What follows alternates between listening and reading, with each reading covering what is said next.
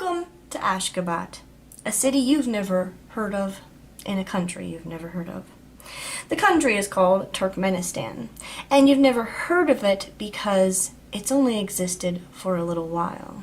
And if you have heard of it, you probably have heard of it in a negative light because there's a little bit of a conspiracy about why you're not allowed to know what's going on here. And in this video, I'm going to cover it.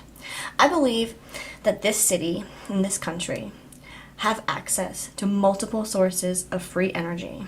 And in this video, I'm going to cover what they are, how they work, what it means for these people, and kind of what it means for us.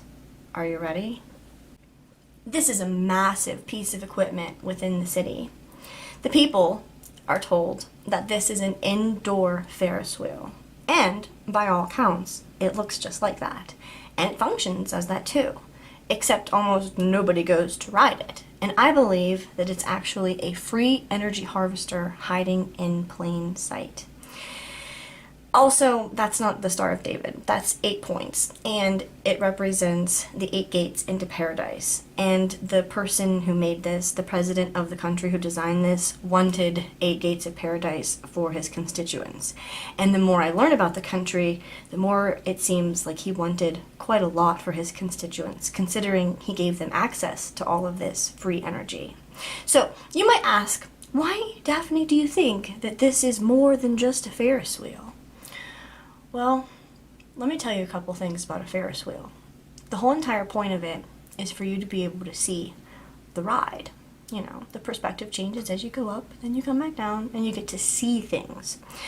Now, I've watched vlogs of people who have gone to ride this Ferris wheel, and they say, you know, you really can't see much out. The whole point of the Ferris wheel is to be able to see, you know, what's going on so high up, and there's only so many spots in the glass that you're able to see out and get a good perspective, and it just doesn't seem like it's meant to be just a Ferris wheel, right? That, and the fact that it's got this thing on the top of it. Check this out. What is that? Well, we're going to talk about it. This monument was erected by the country's first leader, and it has a statue of him on top of it, which rotates with the sun, and he's always facing the sun. And I believe that this statue that represents their neutrality harvests electricity from the atmosphere as well as solar power. And he erected this because he didn't want to go to war with anybody, and he didn't want anybody to go to war with him. And this was a symbol of his neutrality, in that he was so independent that he didn't need to go to war with anybody. He didn't need to go rob any countries. He didn't need to send his people to war. And he never did. He never did. Actually, his tactic worked for over 20 years. And I'm going to talk to you about exactly why I believe this is harvesting more than one source of energy. Now, any of you watching who have any desire to learn more about what I'm talking about, you all have the ability to look up how atmospheric electricity works and learn for yourself. You will be surprised to find out that it runs on something called a corona wheel or a corona motor. And also, check this out. So as it turns out, all you have to do is put a metal stake in the ground, and the higher up that stake goes, the more atmospheric power you can harvest. In our case, we got good results at around 120 meters, or 390 feet up. At 100 volts per meter, or 100 volts per yard, that's 12,000 volts between that height and the ground. But, just as with you standing on the ground, the wire is an electrical conductor, and so is also at ground potential. Looking at the equipotential lines around the wire, that voltage of 12,000 volts exists between some distance away from the wire and the wire.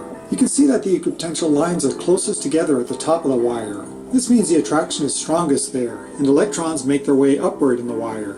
Let's look more closely at the top of the wire. We put 6 sharp points using sewing pins at the top of that wire, but for ease of illustration I'll draw just one. Notice that because of the sharp shape at the point, the charges are crowded together at that point. Remember also... You get the idea. These are the street lamps in Ashgabat in Turkmenistan, and what makes them very interesting is that they harvest enough atmospheric power to run themselves. If you check out the points on the top of each one, and understand that though they are not as high as the Eiffel Tower. They're not generating as much energy as the Eiffel Tower. Altogether, they are generating more. And if you were to look at the streets of Ashgabat, you would wonder, why in the hell do they have so many street lamps? And the answer is that because at that level, they can only generate so much atmospheric energy, so they have to have several of them, like in long rows, which help add to their abundant natural resources, which include natural gas, oil, solar, and atmospheric power. Now, we have this structure, also known as a power plant, in Ashgabat, and it is a serious machine.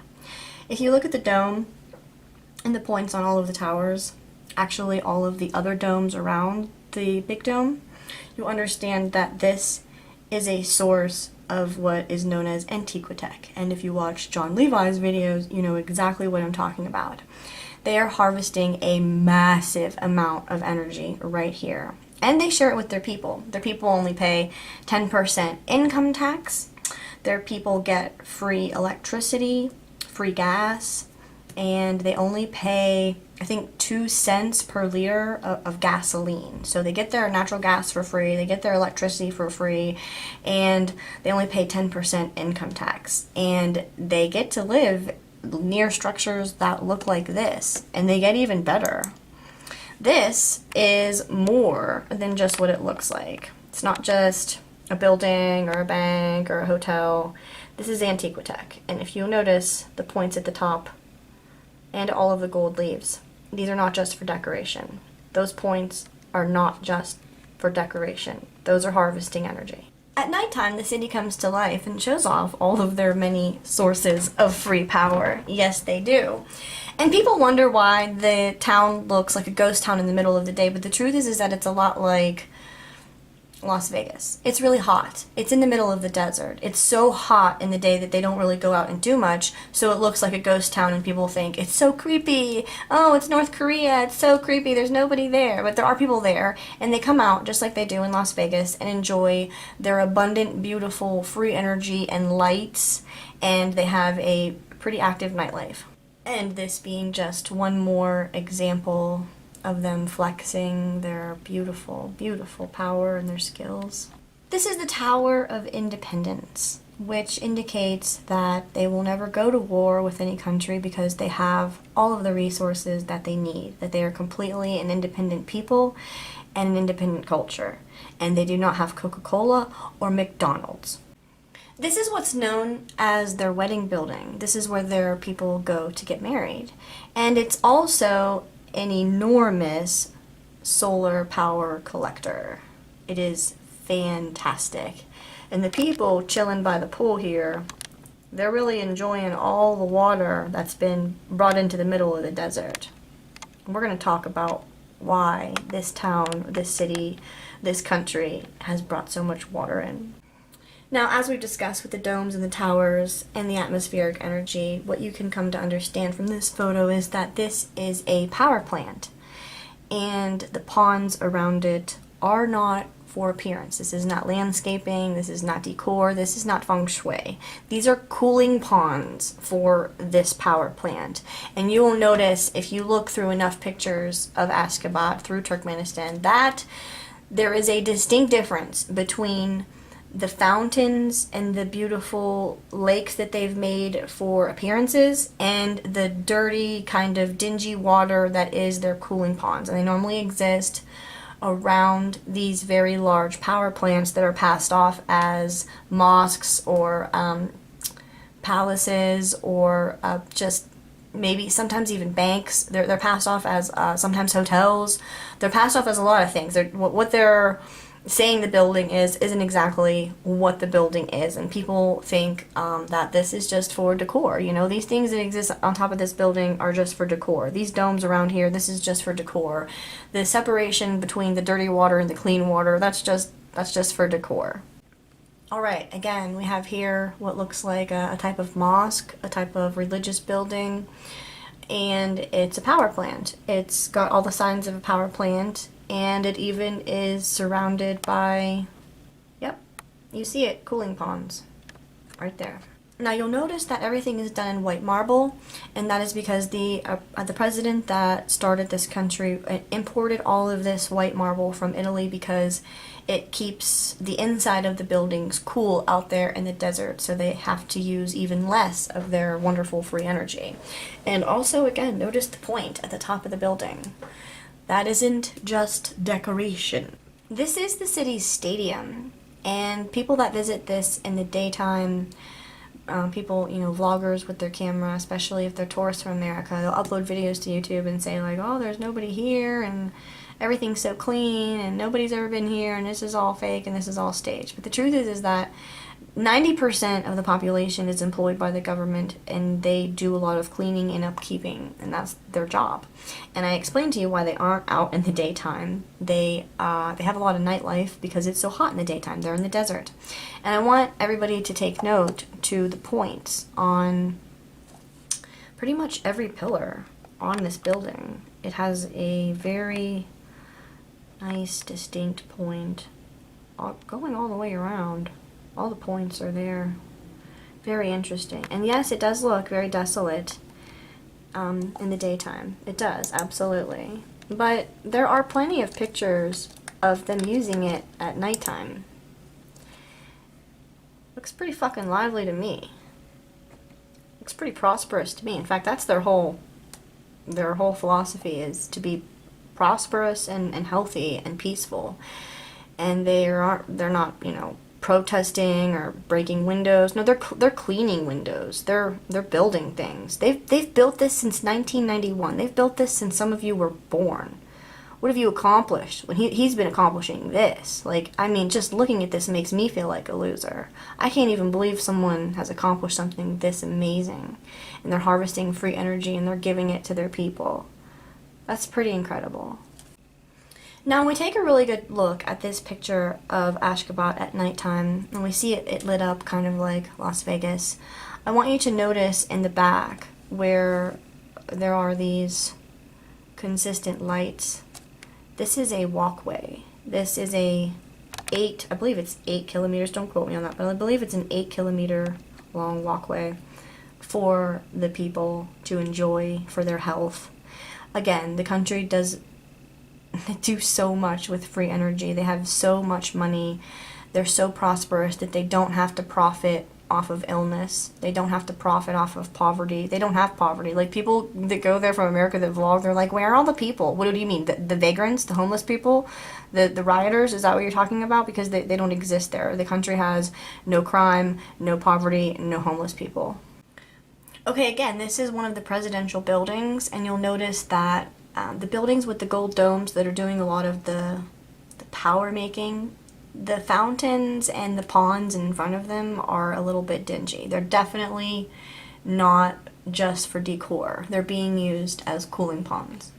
Again, here's a distinct difference between the colors of the water. This one on the right looks like it's doing a lot of cooling and it's actually functioning, and the ones on the left are looks like they're more for appearances. Now, if you were thinking that this country sounds fantastic and you want to move there, I don't believe that you can. I don't believe they accept any type of immigration, and it's really hard to even get in for a visit. And the reason I believe they don't do that is because I'm not sure they want to water down their culture. And you wouldn't be able to take your dog for a walk in this park because dogs aren't allowed. The city is clean because you are not allowed to smoke in it, and you are not allowed to have a dog in it. And these strict rules are what keep people thinking that this is a terrible country and it's oppressive and it's awful. But they don't make their women wear face masks. They don't make anybody dress like beekeepers. They don't oppress their women. They do not divide their culture with racism. They do not divide their culture with sexism and promote that. They have a very peaceful culture that they love very much, and it just seems to be very interesting to me that we're told that China is a communist country and that's what's wrong with China. Yet China is technically a capitalist country, and there's a lot wrong. And if you know what I'm talking about, you'll know that I talk a lot about what's going on in Hong Kong and poverty in general. Homelessness in general. It bothers me, it plagues me, and I'm always trying to find a solution and get to the root of the problem. And I feel like this lost technology, or hidden technology, I should say, is keeping people impoverished. You don't have the right to own a gun if you were to visit Ashgabat. You don't have that right. But you also don't need a gun because nobody's trying to rob you, because they have what they need.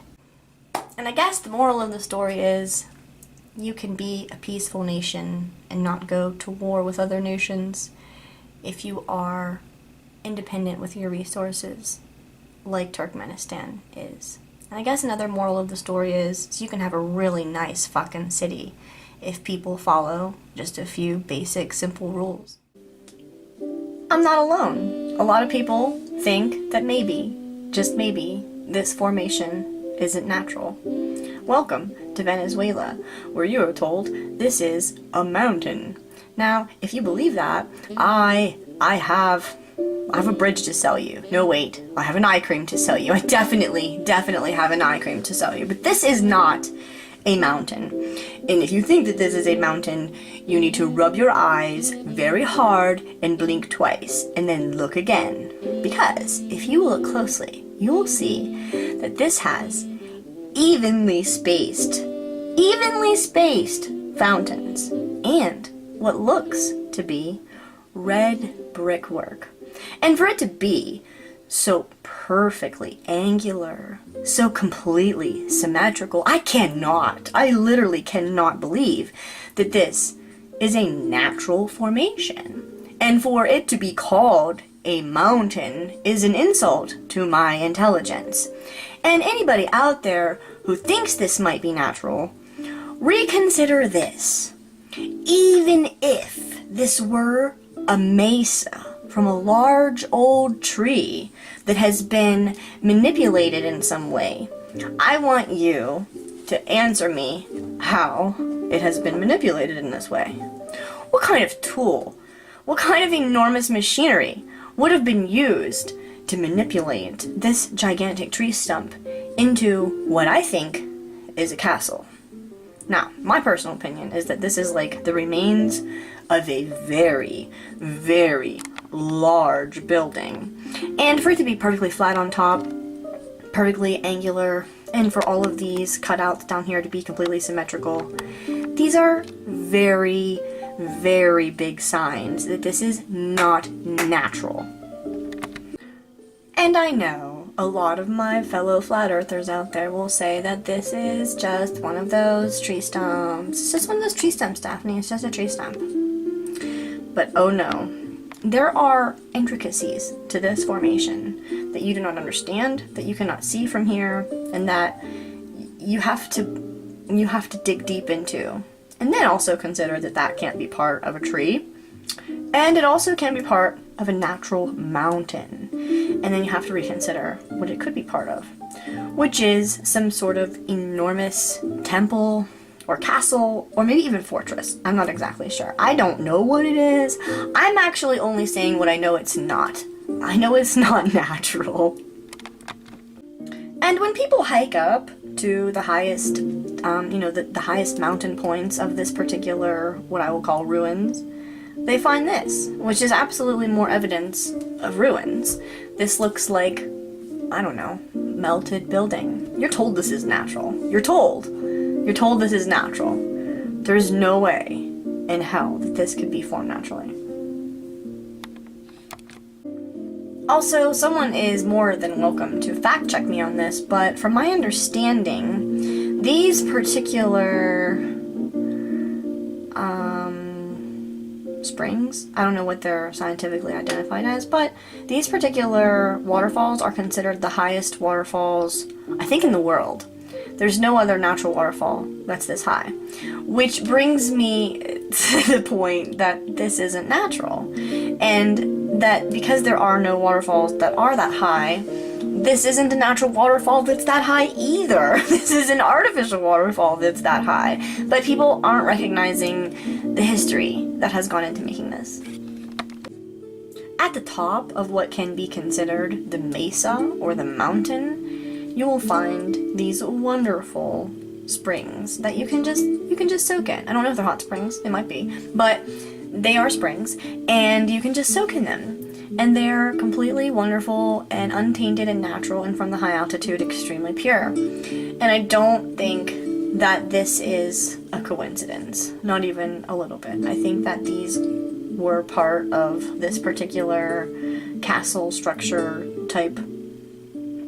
What's that word I'm looking for? Chapel. It might have been a big chapel or some sort of hall where worship takes place. I'm not exactly sure what to call it, but I know that it was enormous and that there were probably bathhouses, and these natural springs were probably part of it. Again, getting a look at these really high waterfalls, I don't know, it's clear that that's not natural. Anyway, if you want to look this up on your own in your spare time, check it out.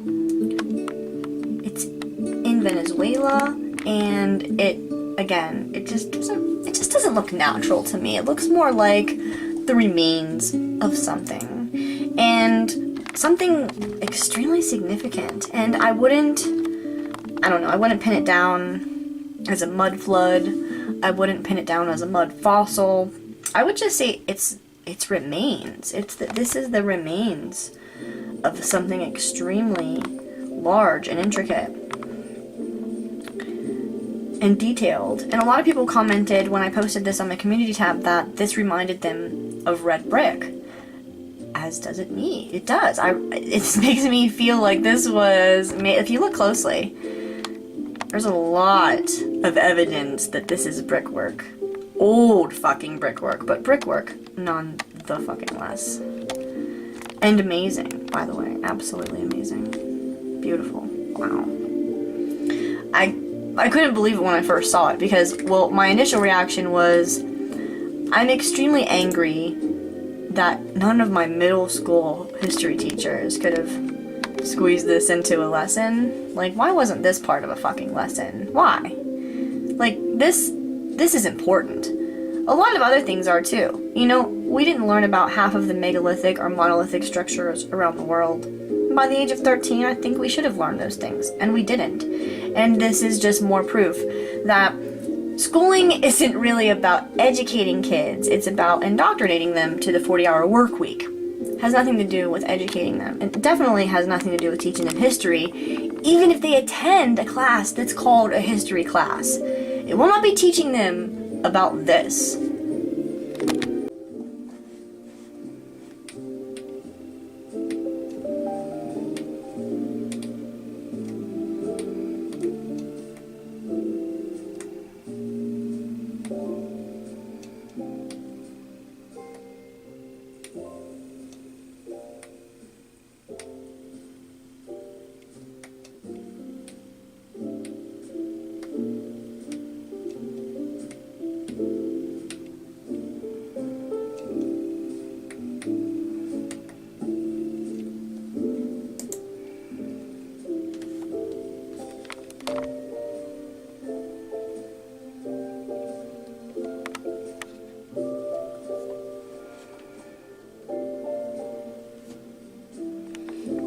Thanks for watching.